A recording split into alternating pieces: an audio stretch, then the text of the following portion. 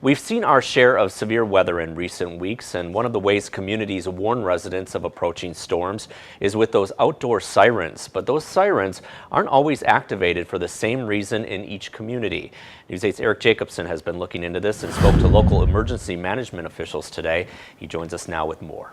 Mike, each county has a different set of policies with regards to when they sound their sirens in severe weather. And while each county has a different practice in place, they all say it is designed to keep you safe.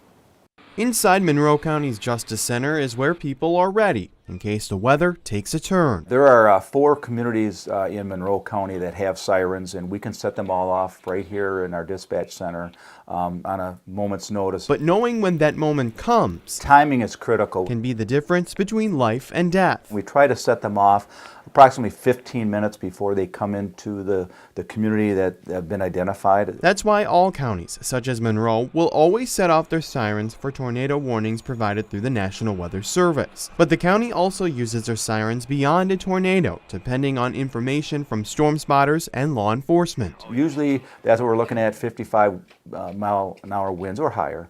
We'll set them off in Monroe County. Because the sirens play an expanded role, emergency officials from Monroe County say it's crucial to educate the public in not becoming complacent. It may not necessarily be a tornado in Monroe County if you hear the sirens, but it's severe enough weather with high winds or possible large hail that it could be destructive and it could cause injuries. Meanwhile, emergency services in La Crosse use a slightly different criteria for their sirens, with more emphasis on information from the National Weather Service. We set it off if the wind speeds are 70 miles per hour or more, which is very difficult for a dispatcher to determine. So basically when trees are becoming uprooted, that's kind of indication of 70 miles per hour. But no matter what the criteria is, officials warn to never take the sirens lightly. If you hear those sirens, you need to understand you need to take shelter or be in a safe place.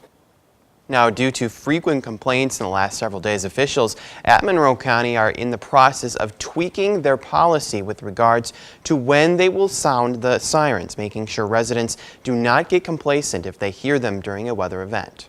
Thanks, Eric. Because the sirens are intended for those outside, officials also recommend having a weather radio inside your home.